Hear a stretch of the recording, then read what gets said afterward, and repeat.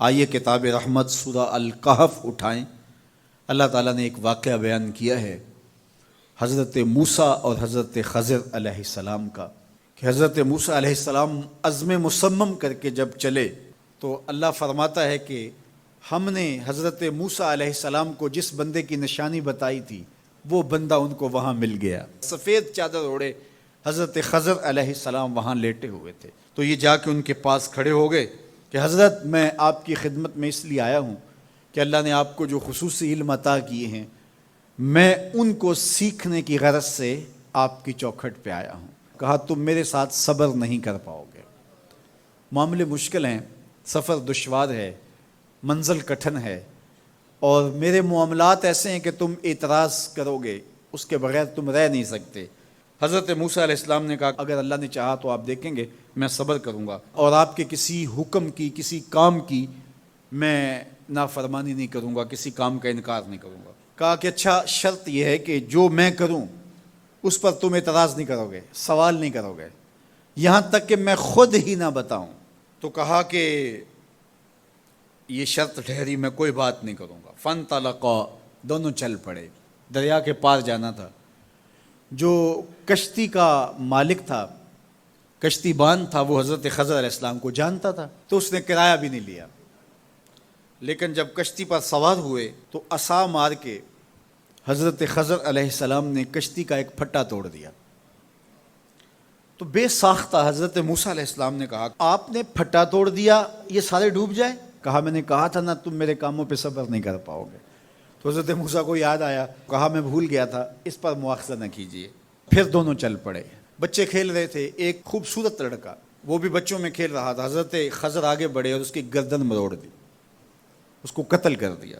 صاحب شریعت تھے حضرت موسیٰ علیہ السلام، نہ رہ سکے، پھر بول پڑے ایک جان کو بغیر کسی جان کے بدلے میں قتل کر دیا، اس نے گوایا کیا تھا ہمارا؟ آپ نے بہت ہی جو ہے وہ غلط کام کیا، یہ کام اچھا نہیں کیا آپ نے۔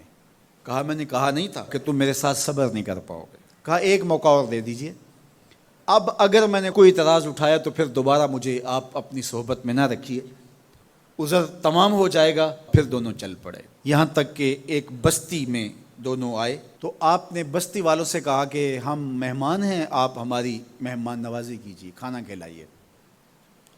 تو انہوں نے انکار کر دیا، کہا کہ ہم تو آپ کو بلایا نہیں ہے، آپ خود آئے ہیں، آپ اپنے کھانے کا خود انتظام کیجیے۔ گزر رہے تھے گلی سے تو ایک دیوار گرنا چاہ رہی تھی، تو جلدی سے اس دیوار کو مرمت کر دیا۔ کہا حضرت ہم اگر چاہتے تو اس پہ اجر لے سکتے تھے، انہوں نے ہمیں کھانا تک نہیں دیا اور ہم ان کی دیواریں سیدھی کر رہے ہیں۔ کہا اب تمہاری میری جدائی ہو گئی، تم نے یہ بھی اعتراض کر دیا۔ تو انہیں یاد آیا کہ وہ یہ بھی اعتراض ہو گیا۔ اب میں تمہیں بتاتا ہوں کہ یہ 3 کام میں نے کیوں کیے۔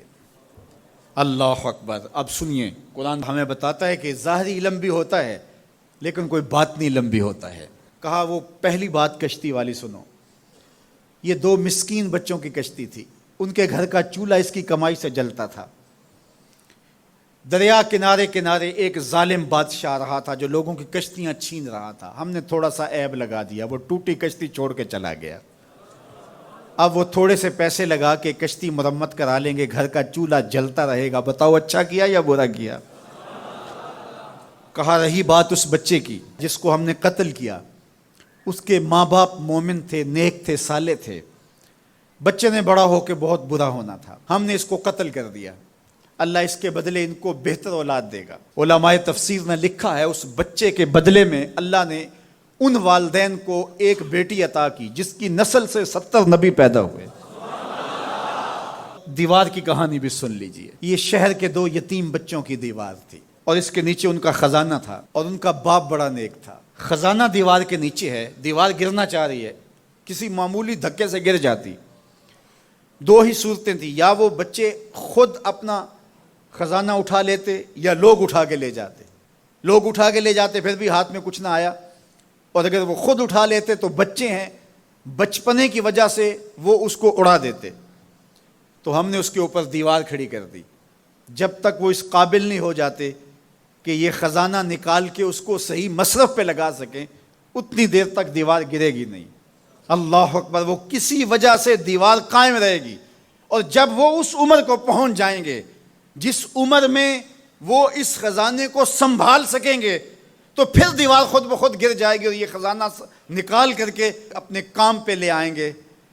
میں جب پہلی مرتبہ اس کو جو ہے وہ غور کے ساتھ تلاوت کیا تو مجھے یہ لگا کہ اس کا انطباق پاکستان کے حالات پہ بھی ہو سکتا ہے، اس لیے کہ یہ بھی یتیموں کا سرمایہ ہے۔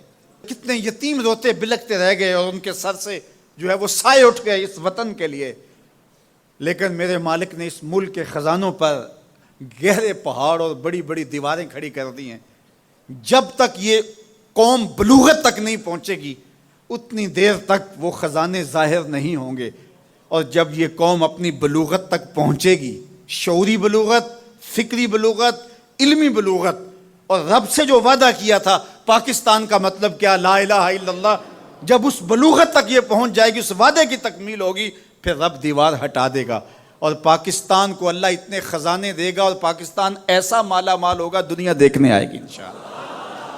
اس لیے رب نے دیواریں بنا کے رکھی۔ تمہارا باپ معین الدین چشتی بڑا نیک تھا، تمہارا باپ داتا گنج بخش علی حجویری بڑا نیک تھا، تمہارا باپ حضرت مجدد الف ثانی بڑا نیک تھا، ان کی وجہ سے میں دیواریں کھڑی کر رہا ہوں اور مضبوط حصار لگا رہا ہوں تمہارے خزانوں پر، اور وہ وقت آئے گا جب تم بلوغت کی عمر کو پہنچو گے دیواریں ہٹ جائے گی اور تمہارا وطن زمانے پہ مہکتے پھول کی طرح اور چمکتے ستاروں کی طرح اور روشن آفتاب کی طرح چمکتا اور مہکتا دکھائی دے گا، اور زمانہ پاکستان دیکھنے آئے گا، پاکستان دنیا کی قیادت کرے گا انشاءاللہ۔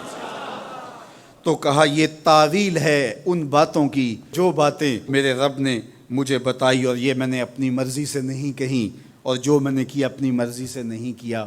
تو یہ باطنی باتیں ہیں، شاید یہ باطنی باتوں کے جوش میں یہ بات بھی میں کر گیا۔ وہ کیا کسی نے کہا تھا کہ بھری محفل میں ایک راز کی بات کہہ دی، بڑا بے ادب ہوں سزا چاہتا ہوں۔